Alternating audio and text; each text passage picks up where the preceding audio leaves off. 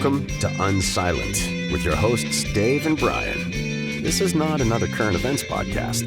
We're digging deeper, diagnosing, and discussing what's really going on today, how we got here, and providing observations for future generations. Welcome to Unsilent. We're Brian and Dave. We're hoping you'll let us know where you think we got it right and where we totally missed the point, which you can do by visiting unsilentpodcast.com. Let's get into it. What are we talking about today, Brian?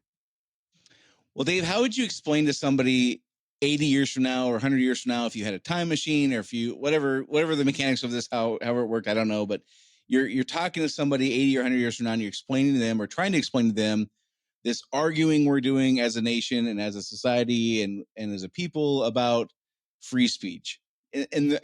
And for those listening, the reason we're starting with free speech is out of all the things that we're arguing about, I can make a pretty compelling argument. I think that those are all playing second fiddle to this one. If we don't get this one right, if we don't understand what we're talking about or arguing about, if we can't come to grips on what free speech is, then really those other things are going to not matter so much. So that's why you and I chose this topic first. So, Absolutely. So Dave, maybe just help us out. Guys like me who don't understand all this stuff very well, you explain best you can what's a conservative point of view on this and what's a more progressive point of view. And let's just start there.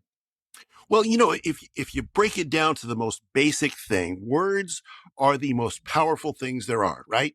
I mean, words are the definition of power. They start wars that kill millions. They prevent wars. They can, speech and particularly the right to disagree is the basis of all human science. It's the basis of societal advancement. It's the basis of individuality. It's the second freedom mentioned. The pen is mightier than the sword. Is that what you're saying? The pen, the mouth, and the thought that generate it all controls the sword. It engages the sword. And it's really the freedom that every other freedom is based on. So in the Constitution, it's the second freedom mentioned, and it's the one upon which all other freedoms depend to even exist. Freedom of thought and expression is really the most basic expression of our unique personhood. It's the basis of all human rights. Essential freedom depends on free speech and free thought.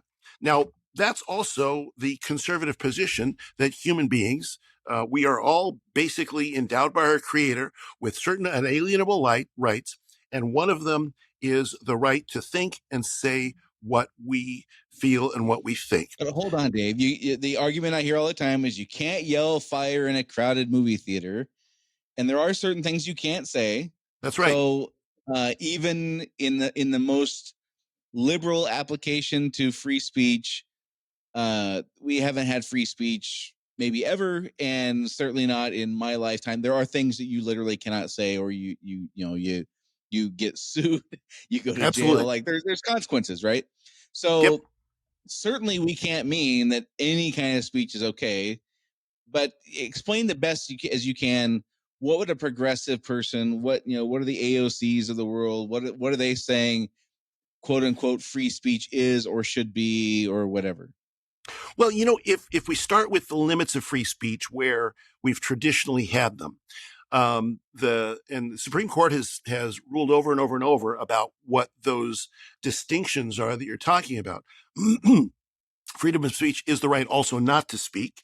And there are those in the cancel culture that would say, for instance, that silence is violence. They would equate that. So that's a contradiction of what we've always believed free speech to be. Free speech is the right to protest, but it's not the right to commit violence. And some on the political left would say it is the right to do violence. The Supreme Court has held. Sorry, you lost me there. So some of the lefters say that speaking is violent. I mean, we're hearing the frame or the phrase is now, like you said, silence is violence, and hate speech is being equated to violence. Is what you're talking about specifically, or do you mean something else? No, I mean that. And also we're told that in certain circumstances, violence is acceptable speech by the left. Yeah. And see, there's a fundamental disconnect there, of course, in that philosophy. On one hand, if you say that silence is violence, if you don't say the things that I want you to say, but violence is okay if you do say the things I want you to say. It's a very narrow and self-contradictory point of view. But the Supreme Court has held that to incite imminent lawless action is indeed a violation of the Constitution. It's not covered by free speech. Excuse me. To make or distribute obscene materials is illegal, or has been. To burn draft cards, in other words, to do something that is a violation of an obligation that society has agreed you have. So there are certain limitations that we have held that are logically put around free speech. No freedom is absolute and 100%. I have the freedom to do whatever I want to do, as long as it doesn't hurt you. I don't have the freedom to kill you. Yeah. That's a violation. Right. But I'm free to do anything else as long as it doesn't hurt somebody. You want and bear the consequences, for sure. Yes, that's exactly right. You have the freedom, and that's a basic law of the universe, isn't it? You've got the freedom to do what you want to do. Yeah, I would argue that decision is made above the government level. It's fundamental. It's fundamental human right. But all right, so I don't want to get off track there. What would, as best as you can, how would you describe what a progressive person today? And again, this is for you listening. If you think we get this wrong, like this, where we want you to, jump into unsilentpodcast.com or go to our Rumble page or our YouTube page and chime in. Tell us where you think we're getting it wrong. But best as you can, Dave, how would you describe, if you could put on your AOC costume or whatever and speak as her, how would she explain to us how free speech should be? Free speech should be, I think, according to the left, something that will not hurt somebody else's feelings on accepted, what they believe are accepted norms. So there is a set of accepted norms. It's almost like a religious statement, and you are not allowed to disagree about things such as gender. You're not allowed to disagree with their position on things such as sex and relationships. You're not allowed to disagree with them on things having to do with race. And by disagree, I mean hurt the feelings of those that practice something that may not be a long-term societal. So what am I missing here? So if my neighbor is a conservative, devout religious person, volunteers at the church 5 times a week, and absolutely believes without any doubt in their and not in a fabricated kind of made up way, sincerely, earnestly believes that there's no such thing as changing your gender. If somebody says something to them that tells them they're wrong and hurts their feeling, is that okay or not okay? Well, you see, they are coming from, and again, putting on my leftist hat, they're coming from the position of power when they say that, because the modern left is all about power and oppression and perceived oppressor and oppressed groups. That would be a terrible slogan, Dave. We're all about power and oppression.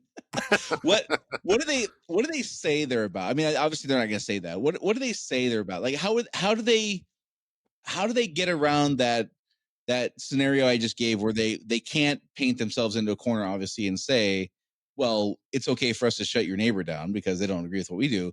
It's not okay for you, Brian or Dave, to shut my neighbor down who does believe that you can change genders. That hurting of feelings is not okay. But the hurting of feelings of your neighbor who's the devout Christian, like that's okay. How do they get around that? What is the argument they would make that, or is there one? What is the argument that they would make to kind of work through that little wormhole there? Yeah, that fundamental disconnect in logic. Yeah, the fundamental disconnect in logic there. Says you, how dare you? Says me. Yeah, I'll stand on that one. I'll be happy to stand on that one. The way that they would get around that is they would say, look, Brian, there are 2 classes of people in the world, and the rules are different for the 2 classes. There's the oppressor class, and the oppressor class are the people who've had power for a long time, the Christians, for instance, or the Americans, or the business people. The people who have been oppressed are going to be racial minorities, sexual minorities, gender minorities. These are the oppressed class. And if the oppressor has his feelings hurt, it doesn't matter because he's had it so good for all these years. But the Gotcha. oppressed person, they've had it so bad that if they say, "Hey, you can't say that," and they don't think you're violating the speech of the oppressor because the oppressor's already got all the power anyway. So it's all through a framework of oppressed and oppressor. So the hurting of feelings or not hurting of feelings, like we're trying to, again, from their perspective, then temper how much the oppressor, the person, the white patriarchal male from whose family is from Ireland and England, those people, we're trying to reduce the amount of harm they can cause people who have historically been oppressed. Yes. People of color, women, et cetera, et cetera. So we're trying to dull their sword, so to speak, but we're trying to sharpen the sword of people who are fighting back because they're need to have this ability historically to fight. disadvantaged. If they're Yeah. historically So disadvantaged. is it to the best of your knowledge? And again, one of our things that, for you listening, one of the things we want to try to do on here is be as accurate as we can. And when we get it wrong, we hope you tell us. We're trying to sort through this stuff and really make sense of it all. Honestly, some of these things just don't make sense to me. So hopefully I can talk to a smart guy like Dave and figure it out. But is that how they would frame it? Like they would come out and say that, or is there a different something that they would say that would kind of, or what I and what I've seen is they just change the subject, right? They just don't want to get into this because it does get into this. You, no matter what, if you're not going to have 100% unmitigated free speech, which means we throw out everything the Supreme Court said and all speech is okay, which I don't know anybody who's really advocating for that. I do think that most people would say, yeah, you can't, the yelling of fire in a theater, like that's a great example of like, yeah, if you're going to like just knowingly do harm to people, okay, we're not going to do that. However, but aside from, if you had a situation where you had complete free speech, any kind of binders you're putting or limitations or restrictions on free speech is governing a person's thoughts, is trying to govern a person's intent. Sure. Is there any plausible scenario you can think of where those two things I just said would not be true? No, because every right has another right of another person. Every right that I have has a counterbalancing right to another person, right? Yeah. I can walk anywhere that I want. I have freedom to go anywhere I want, but I can't push you into the road and get you run over by a car we can because I do that. around all this all we want. If we're going to have any kind of limits of speech, we are governing thought, and we're governing how people can express that thought and trying to limit the harm they can do to others by doing so. Right? Yes. So we can dance around this as much as we want. Fundamentally, in order for that system to work, no matter who's in charge, no matter their race, their age, their gender, whatever, no matter who's in charge, it all begins with somebody deciding what is okay speech and what is not okay speech. Is there anything, again, any scenario you can think of where what I just said is not 100% true? Well, I don't think it's as prescriptive as that. I think it starts off by starting with the absolute. Free speech is free and everybody can do it. And then you pick off certain things that say this speech infringes upon, it does violence to another person somehow. Right. So if I go to an assassin and I use my powers of free speech to say, I want you to kill Brian Harding, well, that infringes upon your right to live. But we start off with the assumption of freedom, and then we say where those exceptions are.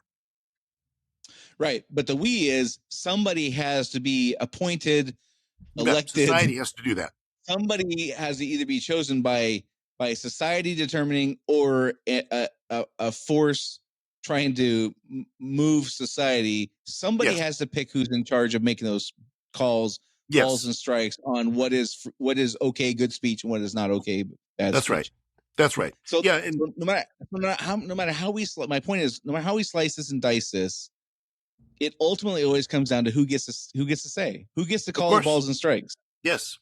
And that's always been the way it's been. And typically throughout history, it's been whoever has the most power, the kings and the rulers, and then the left will then take that idea and bring it forward till today to say the people that are advantaged have that power, and therefore we can rebel against them. Right. So, and we look back in our history of our country for 200 and whatever years it's been now. There's been times where people have done legal expressions of speech that I would be hard pressed to find anybody I know who would not just be absolutely mortified, embarrassed, Yes. shocked, dismayed. Like, we can just go through like a thesaurus of like, what the hell are you thinking? What kind of monster would want to say or think something like this? Right. But we've allowed it because it seems like we fundamentally understood from the beginning. You either have the most restrictions on binding free speech, meaning you either allow as much free speech as possible, or it's really a moot point. Like there's no scale here. You either restrict the amount of restrictions you put on free speech to the degree that you only restrict the speech that's absolutely necessary, that would absolutely harm somebody, like these extreme examples. Which, by the way, in the 1930s or 40s, Nazis having a parade in New York City and having a meeting in Madison Square Garden was okay speech. Again, I don't know anybody who would go to that. I don't know anybody who'd say that seems like a cool thing to do. I don't know anybody who would do that. But I also understand that we all thought, and up until a few years ago, most people probably thought, yeah, it's horrendous. It's the worst thing you could probably do. One of the worst things you could do. It's in the top handful of things, worst things you could do. But if you stop that, then what's the next thing we'll stop? And who gets to decide what's going to be stopped? So we either have this policy where we have the broadest, most liberal application of free speech possible, handful of exceptions, or it very quickly becomes who's calling balls and strikes, and the whole thing is gone. Like it is pretty binary. It's not a scale, which I think is the argument that I hear folks say is like, well, okay, we're not going to say you can't have any free speech. We're just going to take a few things off the list. Like, instead of having 5 things you can't say, maybe we'll have 12. Like, what's the harm in that? Well, what is the harm in that, Dave? Like, what is the harm in only adding a few things? Well, ultimately, it gets back to what you were just talking about, and that is you can either have a system where where freedom is the primary principle, or you can have a system where other arbitrary things are the primary principle, such as your heritage or something or other like that. It's the primary principle. And the danger is that throughout history, whenever you have these restrictions on freedom that are enacted by a society or usually by somebody in power, they tend to grow. I mean, historically, that's just what happens. Right. You start off with, there's only these 3 things that you can't say. Now there's these 5 things that you can't say. Now there's these 10 things. I've heard this idea of the Overton window. Once the precedent is set that now this is a thing that we can and will do, once the seal is broken and it's like, okay, yeah, we will do these things. Well, then what's to stop from doing the next thing? Currently, The seal has been broken, but the seal has been broken, and we say only in the absolute most extreme things that, and you gave some examples. We won't go through the whole thing here, but only these things will we deviate from our free speech policy. Once we kind of go down the path of, okay, well, it's not just harmful things. It's also things that might hurt people's feelings. It's also things that might make somebody have somebody in a situation where they have to hear somebody challenge their religious beliefs or anti-religious beliefs. Once, like, that is an entirely different route than what we're talking. So it's not taking what we're already doing and just doing more. It's completely shifting our entire process and approach to it entirely, isn't it? It's dumping the entire philosophy that freedom is the primary thing, and you only touch it at your danger. I mean, there's a famous quote that's attributed to Voltaire. It wasn't actually by Voltaire. It was by somebody who's writing about him. And he said, or he is attributed to say, "I disapprove of what you say, but I will defend to your death your right to say it." Now, that principle was the one that death. He wasn't going to whack the guy, right? He was saying he would defend his death. Yeah. just a philosophical principle, but Right. it's the principle that in the instance you mentioned of the Nazis marching was defended by the American Civil Liberties Union back then. They Right. said, "Look, we think what you're doing is horrific, but our primary principle is freedom, is civil liberty, is the human right of speech, and therefore, even though we hate it, we're going to defend your right to do it because if you can't say your horrible thing, then maybe I can't say something that hurts somebody else's feelings." And that's a society that's Yeah. destined for conflict. Well, and it feels to me like it would be destined for a complete top-down. It wouldn't have to be a tyranny. It wouldn't have to be people being marched to the gulag. But it would. How could it go any other way than the government censoring certain things they just didn't like people to say, true or not? You know, if you're doing things that are unpopular and you're in charge, of course, if you could, you would restrict that stuff. Again, it doesn't necessarily even make them bad people. It's human nature. Yes. So it's not like we have to take somebody who's, you know, everyone's called, you know, oftentimes we hear people being compared to Hitler nowadays. Like that's the thing. So if you're listening 100 years from now, and you know that's a thing that's still happening, and that's, you know, to obviously make the point that you're the worst person ever. You don't have to be the worst person ever to want people to not say bad things about you. Right. And there are in our regular routine lives, I would imagine the average person goes through a variety of things where they subconsciously or consciously try to limit how much bad stuff is said about them. Now, if you're in charge of an entire country with 350 million people, and 100 million of those people were not your most rabid fans, in fact, they kind of didn't like you, which it'd be the case in, I don't know, any any situation we could have for the That's foreseeable right. future. A third of the people are not going to be happy with what you're doing, probably, maybe half nowadays, but maybe let's say optimistically it gets back down to a third. How could it go any other way than somebody somewhere saying, it would just be better if that wasn't said? Exactly. It would just be better if that wasn't known, promoted. Like, okay, I see what you're saying. Yeah, you got a good point there, but we don't need everyone to know that. And if you had the ability to like really stop that, how could it go any other way than it really getting stopped? Well, and if the principal standard is that you don't violate, you don't hurt somebody else's feelings who's in an approved class, if that's the principal standard, rather than free speech being the principal standard, then that will end up leading to some kind of violence like we see in cancel culture, whether it's economic violence, Right. getting people fired from their jobs for having thoughts that somebody else doesn't like, whether it's physical violence, seeing the things that happened in the 2020 riots or other times.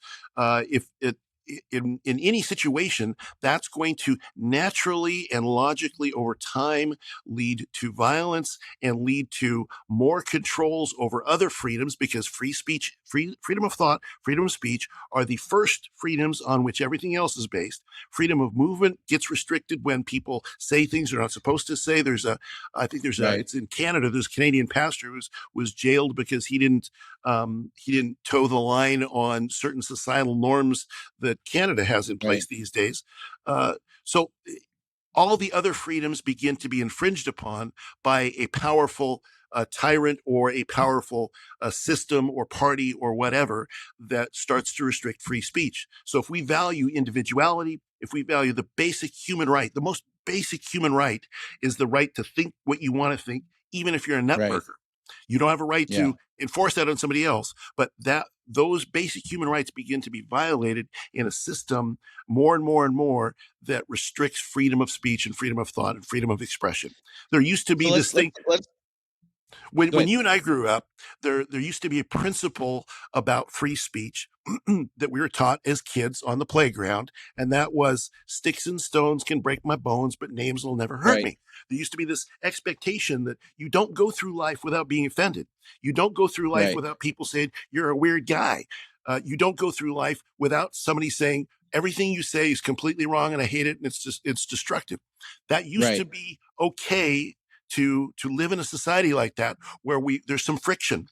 In a society Right. with cancel culture and without free speech, you remove the friction. The only way to remove that friction is through force, is through violence. And government power and even societal cancel culture power is violence. It doesn't exist without violence. Whether it's economic or physical, it's violence. And that's the danger here. So, yeah. So it seems to me that the one of the major challenges with what folks who are trying to limit free speech in the hopes of keeping people from experiencing what you were just talking about, that if you've been in a historically oppressed role, or you have a sexual proclivities that are not in alignment with societal norms, and you shouldn't have to be subject to harmful or hateful or hurtful things being said to you about those things. In order to limit that, the premise seems to be like, people who like that shouldn't have to go through more of that. There should be less of that. The challenge, though, is like what you're describing with the groups that inevitably will form, because there will be people in the approved pile and people in the not approved pile. Again, how could it go any other way than if somebody's calling balls and strikes on what's okay speech, there's going to be groups of people who get to say things that other groups of people don't. That's just the way it goes. That's right. And so the intent, I think, is for marginalized and people who are historically oppressed to not have to experience that sticks and stones thing you're talking about. But in the reality, in application, what happens is some groups still are going to have that. They'll just be different groups. Yes, of course. You can't have a frictionless society. Human beings, and this is the problem with a lot of this, what I consider progressive thinking, and that is a fundamental misunderstanding of how human beings work. You can't have a completely conformist society. You'll never have it. The only way to have a completely conformist society is to have an autocrat, a tyrant, who says, you will not say this, you will not think this. And at least in the privacy of your own thoughts, you're thinking he's nuts, but you can't do anything about it. So it's a fundamental misunderstanding. Even in those situations where you have the tyrant who has the motive and means to do horrendous things to people to keep them from saying things, there's still a percentage of the population who's going to think the thing. Absolutely. And maybe they won't act on it. Certainly if their life or their family's lives are in danger, of course they would act on it less. But this notion that you're just going to get people from having free thoughts, I think is foolish and just and unrealistic. Like I can't imagine any group of people when you have over, I don't know, 20, let's say, where you would have a tremendous amount of just, we all think exactly the same thing. Yeah. 20, I mean, 2 is a stretch sometimes. I mean, anybody who's ever been married knows that, like, you can agree on a whole lot of stuff, but there's still dissenting opinions. And this kind of this mood that we're going through, where it feels like people who want to change believe that they are smarter than previous generations, that they figured out a way to do it, that, yeah, I know it hasn't worked in other places and other times, but you don't understand. We went to Harvard. Like, we got the stuff figured out. Like, we understand human nature now way better than they did 300 years ago when these ideas were being batted around at first. And it might have seemed like a good idea at the time, but you don't understand. Like, now it's different. And luckily we are here now and we have all this vast education, but it feels to me like human beings are human beings. Like, you are not going to have this utopian society where everyone just says the right thing. There's going to be groups, and what free speech does is it allows an outlet for those groups to disagree without violence. Yes, and it allows, free speech is also self-policing. See, this is the good thing about free speech compared with compelled speech.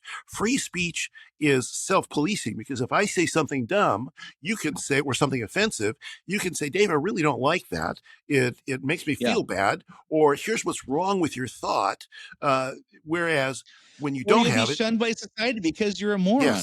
Yes, and absolutely. And who wants to hurt people, you know? Exactly. Well, and that's where, again, the lack of free speech is a dangerous situation, because if you have only one set of approved thoughts and principles and speech, and nobody can ever disagree with them, first of all, you're never going to make any advancement, right? Because there's plenty of things for instance, in science today, there's plenty of things that you can see that are not talked about, not studied, not looked at, because they're unpopular. Well, maybe there's a breakthrough for cancer out there that we don't talk about because it offends this person, offends that person.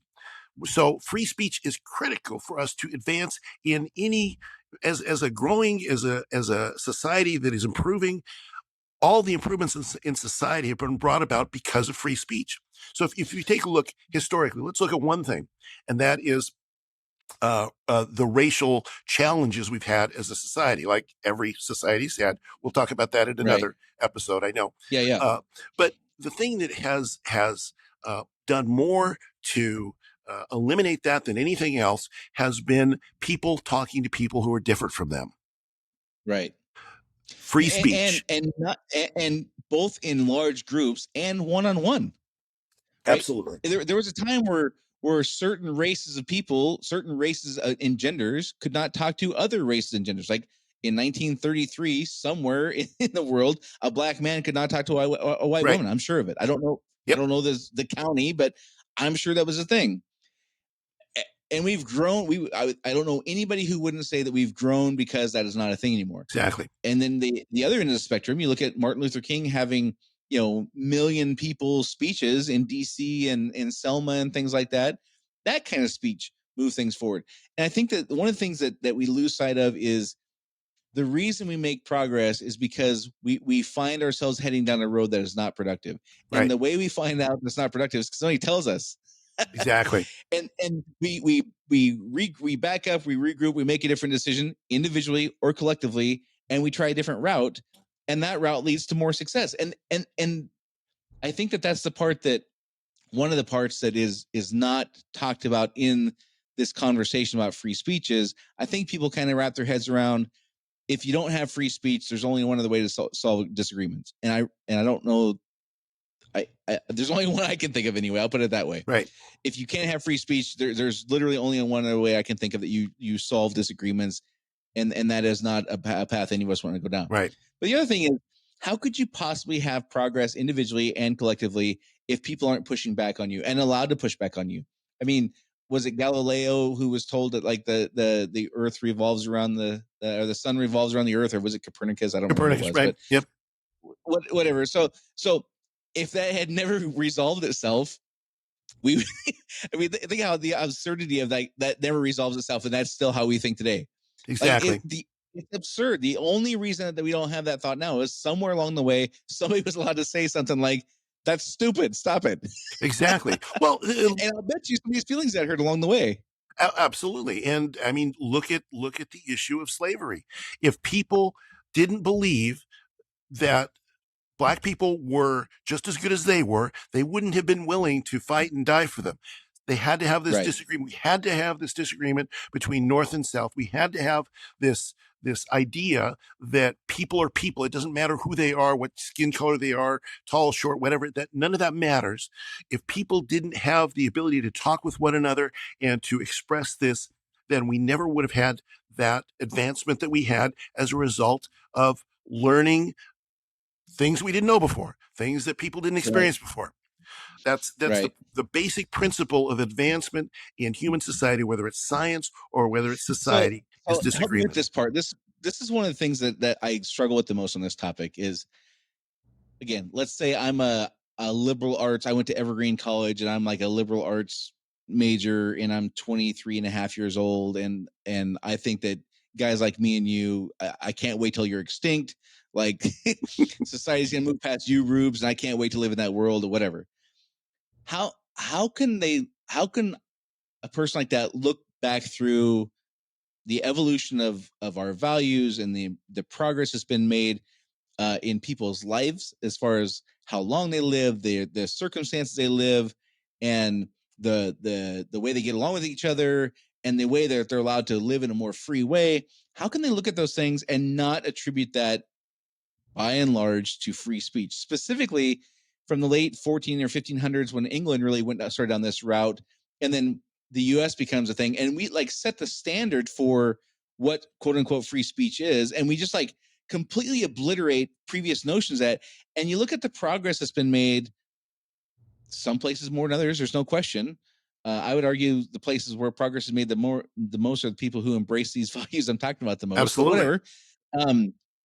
How can I, as a person, that 23 and a half year old Evergreen College person, not look and go, man, free speech has done some pretty awesome things? Like, it seems wild to me that they go, yeah, but you don't understand. Now I want to shut it down. Well, I think there's two things. One of them is I've had that exact conversation with people about historical precedent and how people have behaved over the centuries. And the first thing is not believing that anything that isn't current is valuable. In other words, a complete discounting of history and this I would say arrogant belief that the human creature today is a much different organism than we were 1,000 Right. years ago. So that Right. belief, that arrogant and unwarranted belief, is one that keeps us from learning from history. And the second one is this idea, it's related to the first. The second one is this idea that yeah, everybody else tried these things, but it wasn't us. It wasn't us. We're the ones, we are smarter than everybody else. And Yeah. therefore, when we do this, I've had this discussion so many times. I've had this discussion in both societal discussions. I've had this discussion in major corporate business discussions where I've been at a big company that new people came in, they want to do something new. And I say, no, we tried that before. You weren't here then. Yeah, but it wasn't us. That's a human thing. We like to believe that our ideas are so good that even if somebody else tried it before, they weren't successful because they weren't us. So, okay. So isn't this, yeah, but what about me? Isn't that the entire crux of the free speech debate? Sure. Like, isn't it? Yeah, but if you, Dave, you Gen Xer, you guy that grew up in your era, if you get to have the same, if what you say has the same weight as me, that diminishes me, and that Yes, can't be allowed. absolutely. I mean, honestly, isn't that one of the bigger issues at play here? Is not even okay. Forget the groups, forget the oppressed and the oppressor, forget the tyrant. Isn't if I just get to be on the team who calls the balls and strikes, doesn't that just elevate my status above the other people? Absolutely. And that is, of course, the story of all of human history, going back to history again. It's everybody Yeah. try, I would make the argument that throughout history, the people that have gotten to power, most of them have a set of things that they believe, even the ones that we know were horrible, evil people. I would make the argument that the things that they believed and that they knew in their minds were right. They believed that those things were good for society. And if you have to break a Right. few eggs along the way, then whether you're a Mao Zedong or Stalin, or I mean, maybe not Stalin because he's a truly wicked guy, but I would make the argument that pretty much all of the terrible things that have been done in human history have been done because we have an idea that's better than everybody else, and we're going to get to that good utopia. You mentioned a few minutes ago. We're going to get to that utopia, and if there's people that stand in the way, then like Mao and the Great Leap Forward and all of that, maybe we'll have to kill all Right. the parents, but the kids have the good ideas. It's that Yeah. arrogance and that's that self-importance and that's why free speech polices self-importance. And that's why this is our first show on this So, topic. yeah, That's why we're doing maybe this. maybe that's the crux of the entire thing is if there's free speech allowed, then that diminishes It self-importance almost does. entirely. Exactly. Not only because what about me and my great idea, but I shouldn't have to be put in a situation where I don't like what you say. Like Right. I you don't understand, Dave. You don't understand how important I am and how my ability to not endure your nonsense really should be the paramount thing. Well, If you just understood that, we wouldn't have to have this conversation and you could have all the free speech you wanted. and the other part of that, I think there's two competing things there. I think there's that. I think there's absolutely that. My ideas are the best. And the second one is a sort of background worry that maybe my ideas aren't the best, but if I don't have to hear competing ideas, then I won't have to hear something is wrong with my ideas that challenge my ideas. Right. Currently, we've got that. We've 100%. got these sort of safe spaces, for instance, on college campuses where you can go if you feel like you're hurt or offended, where you don't have to hear things that'll challenge you. Well, Right. that goes to this idea that if you challenge somebody's ideas, you're actually challenging them as a person and diminishing their self-worth, where in reality, you're just challenging the idea. And if somebody comes to me, it happens to me all the time. You and I have seen things where people come at me on Facebook and other places. They come Yeah. at me all the time. I don't feel any less good about myself, even if I'm wrong, Right. than they come at me. I feel better because I've learned something if I'm proven to be wrong. Sure. I think, and there's many different points here. One of the other things that is forgotten in this conversation is the intent with how our system of government was set up was That's right. for great ideas to be started over the kitchen table, brought to the community town square, given to the mayor or a legislator, who then took it to the county, and then great ideas were vetted there, and the good ones were kept and the bad ones were tossed out, and the good ones were then taken to the state level, again through a vetting process. The good ones are kept and the bad ones are tossed out, and ultimately they make their way to the federal level. And good ideas are supposed to come from the citizenry. The good ideas are supposed to come from the people who are having the experience of the outcomes that the policy creates. The entire purpose of having representatives, not dictators, is to go represent you and take your idea and go represent that idea and hash it out with some other people who've heard some other really good ideas and pick the best one and move forward. That is entirely the opposite of this. Somebody has to decide how to call balls and strikes on what's okay speech and what's not based on what they want. It flips the entire script upside down. And I think this is one of the things that we don't put our finger on and talk about a whole lot, but really it's kind of at the core of some of this argument. Like the world has had, if you look at the percentage of time humans have occupied the earth, it's, I don't know, what, 1/10 of 1% or whatever it is, right? Right. And then you look at of all the time that humans have occupied the earth, and you look at the amount of time that we've had societies where truly free speech was allowed and promoted. It's like 1/10 of 1%. Yes. I don't know. It's definitely less than 5%. I don't know what the math is, but we've had centuries and millions of lives lived under those regimes, and we had this one little chance to get it, and here we are. Every few decades we have to argue and sometimes go to wars over it, and it just seems like senseless. Like we why can't we have this one spot where this is not the way it is, Well, and ultimately, the success of the country, economically, is because people have all these outlandish ideas that we go forth as entrepreneurs and we do these things. The success of our country from a scientific perspective, where we try this, try that, try the other thing with very few limits around it. All of those things come back to enforcing or reinforcing the value of the individual over the value of the collective. The value, the anti-free speech movement enforces the collective value over the individual. Right. And in fact, most societies in the world, that dictatorial societies, have been that the value of the collective is much superior to the value of the individual. And therefore, if your entrepreneurial idea, if your political idea, if your social idea, if any of those are outside the norm of the collective, you are a bad person and you can't do that. Whereas our society has proven, I would argue, over the last 240 some odd years that the individual thought and then speech and then action that comes from that in every realm of human experience has been a benefit. And I mean, our success is a result of that, despite the fact that people say our success is a result of exploitation. Yeah, like if I were a transgender gay man who wanted a wedding cake baked for me in 1912, like, good luck with that, right? Only through free speech have we evolved to a place where they can have that. And that's the part where it just feels to me so odd that we can point to dozens, maybe hundreds, maybe thousands of instances where that kind of thing has happened, where the people who are now arguing to stop having this ability have gained so much from previous generations having it. It seems weird to want to go, okay, the way it is right now is perfect. Stop, no more. This is as good as it's going to be. And if you guys just shut up over there, then things will be fine. It feels just odd to me that that's the approach, but it does feel like the approach. And again, they'll never say that. They would say that they're trying to, people shouldn't have to endure hurt feelings and stuff like that. Somebody's feelings are going to get hurt no matter what, whether you have free speech or not free speech.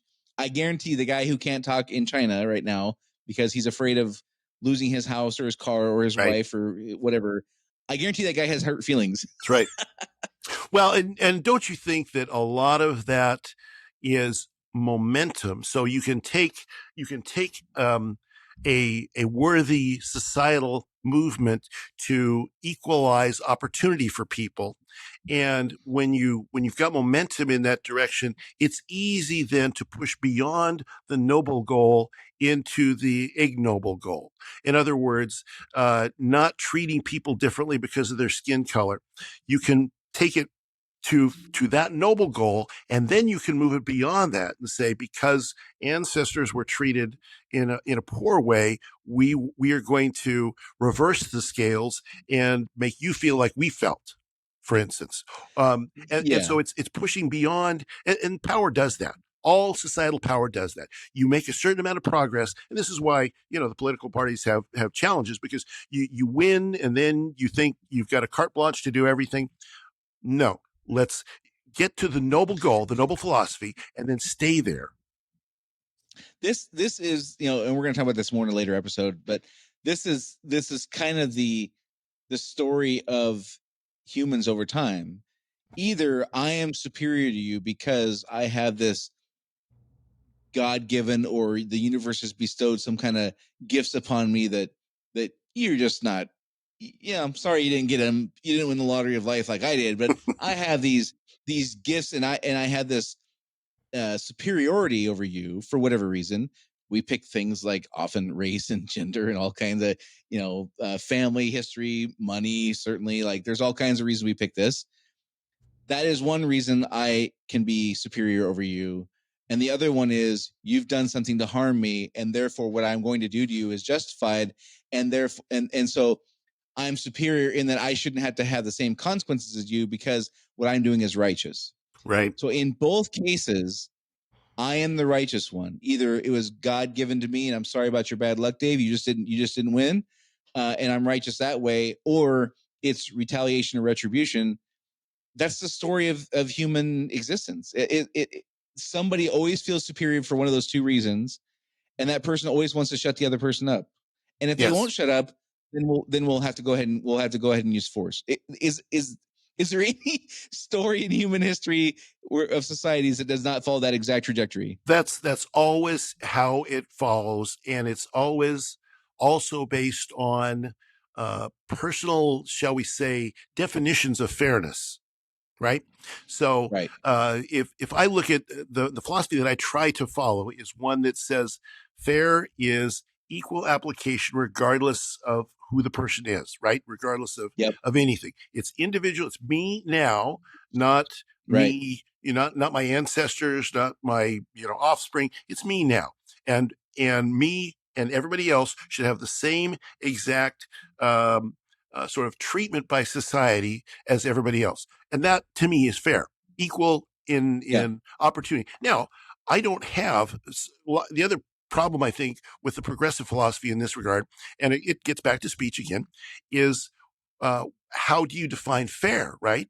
It's not fair that I love basketball. I wasn't good enough or tall enough or strong enough to play. That's not fair. That's not life, a platitude, right? Life isn't fair. There's going to be unfairnesses. Now, do you treat an unfairness by restricting somebody else's speech? You can't say anything, or restricting their action.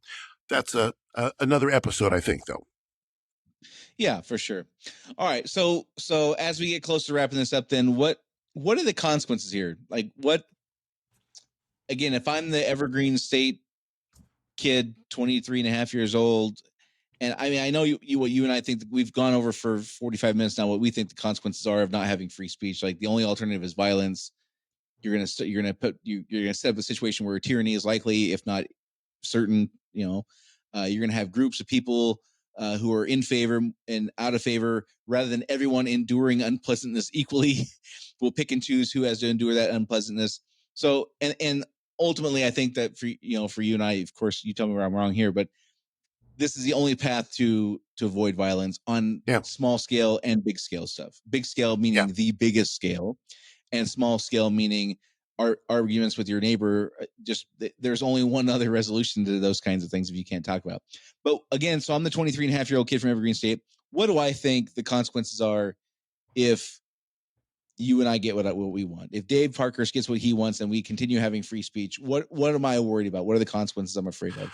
Well, I mean, they will tell you that the thing that they think we want, which we don't want, which I don't want, which you don't want, is a Christian white king, a theocratic society that says that Gotcha. all of your, we're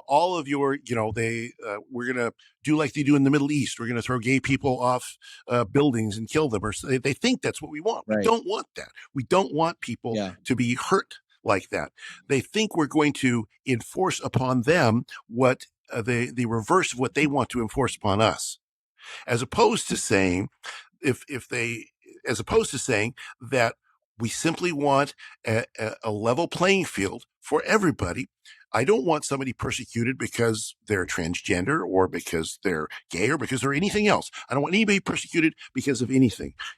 Go live your life, do things the way you want to do them, but don't also tell me I have to live my life the way you want me to live my life. That's where the difference really comes in. That's what they think is going to happen. Those are traditional Judeo-Christian values. I have the free will to do anything I want. I have the right to do anything I want, right up until the moment it affects you in a negative way, and then I must stop. Exactly. And what they really believe, with the example they use, what they really believe is a cartoonish version of what we really think. It's just not true. It's just not accurate. So that's really where the problem comes in. Alternatively, that's the image that they put forth and explain verbally to mask the other things we've talked about. Right. Right. And I don't know which is true. I don't know how much that they earnestly believe. Like, I really think we're going to have, King George the 17th, who's going to be, throwing gay people off bridges, and so that seems ludicrous to me. But what do I know? Well, I honestly think, and I think there's probably 80% of the, and this is just my own, non-scientific one, just based on my own conversations with people over the years. I think the vast majority of folks that take that position honestly believe that we want a theocracy, for instance. They honestly believe that. Yeah.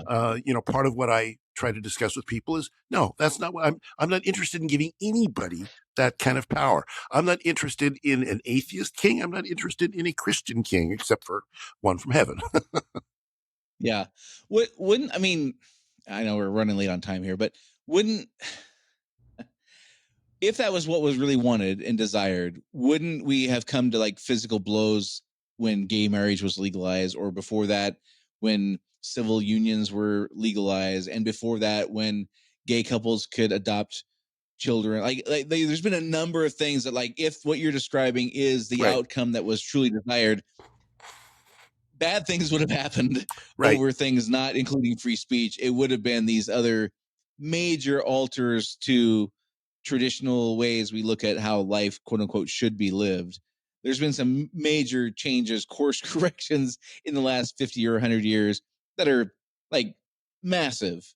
If that was really it just seems not plausible that is really an earnest belief. No, it's not logical. It isn't. It doesn't naturally follow from the facts. But and I don't believe what I'm about to say is a mischaracterization, but the majority of people in that sort of progressive world operate first on a feelings basis and then use facts to support the feelings. Now, as a salesperson, as a marketer, you know that people make decisions first on feelings, and then they find the facts to back them up. I mean, you're a businessman like me. 100%. So people make decisions that way. And so therefore, on these matters, they don't take the just add 1 + 1 + 2 + 3 and come up with this answer. It's, this is who I feel you are, and therefore I'm going to select the facts to back my feelings, and that's who you are. That's the definition of who you are. And your speech is your free speech is a hindrance to the value of driving a more fair, a more just society. So that's kind of how that ends up. How a person ends up in that space. And then once you're in that space, you're comfortable with that space. You make a decision. Here's how the world is. And then you're comfortable living there. Don't bother me with facts that challenge where my world is. Right. Yeah. I kind of going back to what we talked about earlier, it's my way is better. I am superior because my values are better than yours. And if I'm wrong, I don't want to hear about it. Exactly. And if I'm right, then how would you have any position to question me? It's heads I win, tails you lose. Right. And it's perfect, except for eons of history telling us it doesn't work. But don't bring up that history because it's old and it can't be true. Don't pay attention to history. All right. Well, hey, Dave. Anything else for this week, or you wanna wrap it up for now? Let's wrap her up, man. We've gone into some good stuff here. Let's wrap it up. Yeah. All right. Well, for those of you still listening, if you made this far, check out unsilentpodcast.com. Check out our YouTube channel, our Rumble channel. We're just getting started, so it might take a little more looking on those channels now than it will in 6 months or a year. But please jump in and tell us where we got it right. Tell us where we got it wrong. Our goal here is to articulate this stuff as honestly as we can. Of course, we have our perspective, but we don't want to mischaracterize what reality is. We want to the best we can, explain what is truly happening, what the arguments and conversations really are. We don't want to do what we're essentially criticizing, which is make caricatures of other people. We want to be honest about this stuff and try to understand what the heck is really going on. So until next time, this is Dave and Brian signing off. See you next week. Do you want to be unsilent? Make your voice heard on our social media channels and share where you think we got it right or wrong. Go to unsilentpodcast.com for social links so you can join the discussion.